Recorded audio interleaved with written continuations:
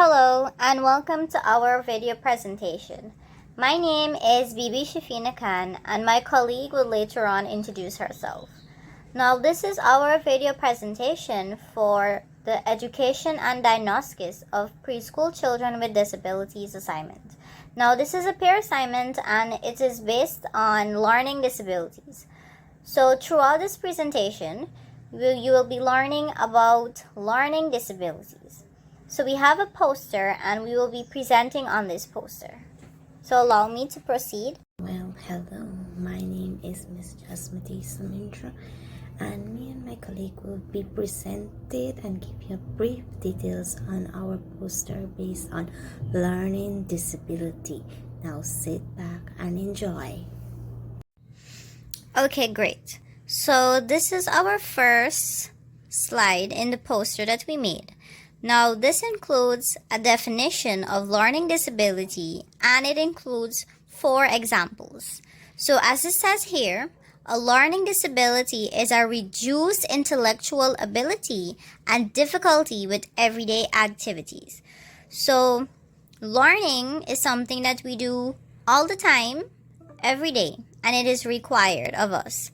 So, when we have these disabilities, to carry out even an everyday activity, we'd have difficulties with doing it. Now, people with a learning disability tend to take longer to learn and may need support to develop new skills, understand complicated information, and interact with people.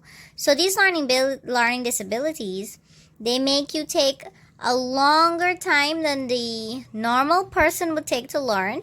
Sometimes you may need extra support while taking a long time, and it can complicate things throughout your life, especially with interacting with people. Now, the 4 examples of learning disabilities that we are going to be presenting on are, so as you can see here, the 4 examples of learning disabilities that we will be looking at today are dyslexia, dysgraphia, dyscalculia, and auditory processing disorder. Great. So for our next slide, I will be telling you about dyslexia. Now, dyslexia is a learning difficulty that primarily affects the skills involved in accurate and fluid word reading and spelling. So this has to do with reading and spelling and pronunciation and everything that has to do with speech and language. Now, some characteristics or some features of dyslexia are phonological awareness, verbal memory, and verbal processing speed. Now, for the causes of dyslexia results from individual differences in the parts of the brain that enable reading. It tends to run in families, so that means it can be inherited. Now, dyslexia appears to be linked to certain genes that affect how the brain processes reading and language. For treatment, there is no known treatment or no known way to correct the underlying brain differences that causes dyslexia. However, there are educational techniques and an individual education plan that can be used to help with dyslexia. Now, for some signs of dyslexia, before a child enters school, you're going to notice these signs from a young age. As you look at your child, you may notice that they took a long time to start talking and they take a long time to learn new words even when they are talking. So when the child starts school, you'll notice that they are reading below the level that they are supposed to. They have problems processing and understanding what they hear. So comprehension there is a problem also. Now, in addition, there are also some other problems related to dyslexia. They are trouble learning, social problems, problems as an adult, problems where, you're going to have an increased risk of having other problems, like for example, ADHD.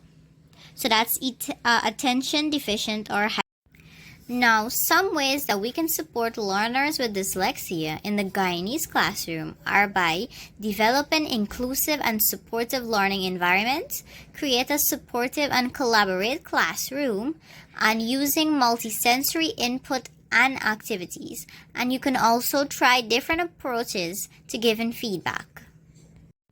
Now, on to our next slide. Now, I'll be telling you about dysgraphia. Dysgraphia is a neurological condition in which someone has difficulty turning their thoughts into written language for their age and ability. They have trouble with thinking despite exposure to adequate instruction and education. So this is related to dyslexia. Now, some causes are, scientists and neurologists, they aren't sure what causes this developmental problem, but some other causes are like writing. So writing is a complex task, and there are several areas in the brain that are involved in this process. So now the other cause that may be related to dysgraphia is that it's genetic. It's a genetic link, and it often runs in families. Now, some signs of dysgraphia are you're going to notice difficulties with letter formation or, being able to read what they've written. The legibility will be bad. And also with letter size and spacing, you can have problems with spelling, and with the fine motor coordination, it's not developed properly, and the rate or the speed that they take to write, and also writing in a straight line. So for the treatment for dysgraphia, currently there's no medical treatment, but it includes educational intervention instead, since there aren't any medicine that you can use. Now, these educational interventions can teach effective and new ways to write. For example, education interventions like accommodation, modification, and remedy. So, some examples of these education interventions are proper accommodations, modifying things, and obviously remediation. Now, some ways that we can support learners with dysgraphia in the Guyanese classroom are by teaching cursive writing. We can teach them typing. So if they can't write, they can type. So at least they would be able to have that information. And also, you can provide access to speech-to-text tools. Another example of learning disability is dyscalculia. Dyscalculia is a specific and persistent difficulty in understanding number, which can lead to a diverse range of difficulties with math. Simply mean dyscalculia deals with numbers. Some causes of dyscalculia are genes and immunity. Dyscalculia tends to run in family. Research shows that genetic may also play a part in problem with maths. So this is basically deals with genes that pass on from generation to generation. So if a person had this type of genes, it will most and foremost pass it on to their children. Another causes is brain development. Brain image study had shown some difference between people with and without dyscalculia. Signs of dyscalculia: having difficulty recognizing numbers, be delay in learning to count, have significant difficulty learning basic maths function like addition and subtraction, timetable, and more. Having difficulty reading clock and telling time, because remember, dyscalculia deals with numbers, so they will have difficulty in reading anything with numbers. Some treatment of dyscalculia. Dyscalculia is treatable in children because the brain haven't yet finished developing, making it possible for them to learn skills and develop abilities they need to adopt to this condition. So this can be cured when the children is small. Another treatment usually take the form of one-on-one learning program. Another, unfortunately, dyscalculia isn't considered treatable in adult unless it acquired dyscalculia. That because the brains are fully developed, meaning treatment like learning program are less likely to help them. For adults, the focus is on helping them compensate for dyscalculia using technology or other. So in adult, how to treat dyscalculia is by using technology or other method. Ways to support learners with dyscalculia in the Guyanese classroom. So this is some ways to support them in the Guyanese classroom. Multisensory instruction using graphic organization. This is where you use image to show them. Create separate worksheet for word problem and number problem. Use visual aid or manipulative. Give step-by-step instruction and have the students repeating themselves. Another example is auditory processing disorder. Auditory processing disorder, also called APD. So the abbreviation for auditory process disorder is APD. It is a type of hearing loss caused by something affecting the part of the brain that processes how you hear. Its damages cause other type of hearing loss. So the words speak for itself. Auditory is basically about hearing. So auditory processing disorder deals with hearing. Some causes of auditory processing disorder are, so the cause of auditory process is sometimes known. APD can be linked to many conditions. In older adult, condition might consider strokes and head tremors. In children, APD can be linked to issue at birth, such as low birth weight or early birth or repeating ACE infection.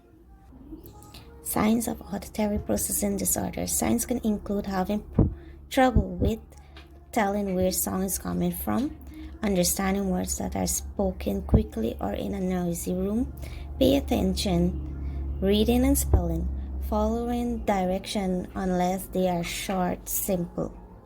Treatment for auditory processing disorder: hearing aid and learning device, auditory training, computer-based training.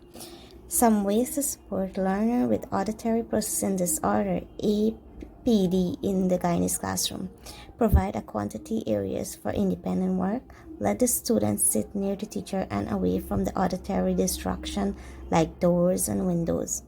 Speak clearly and slowly when presenting new information. Grade based on the student's completion of the lesson goals. For instance, don't grade spelling errors if that's not what the students was supposed to learn, because in auditory processing disorder is basically they're not hearing. So in conclusion, digraphia, dyslexia, auditory processing disorder, and dyscalculia are distinct learning disability that can present significant challenge for individual. However, understanding and address the unique needs associated with each condition can lead to improved outcome. By providing target interventions such as specializing, tutoring, assistive technologies, and individuals' educational parts. Individuals with dysgraphia, dyslexia, auditory processing disorder, and dyscalculia can develop strategies to overcome their specific learning needs obstacles. Additionally, raising awareness and promote a supportive and inclusive environment can help to reduce stigma and ensure that the individual with the learning disability have access to the resources and accommodation that requires. With the right support and understanding, individuals with these learning disabilities can realize their potential and strive in various aspects of their life. Thank you very much.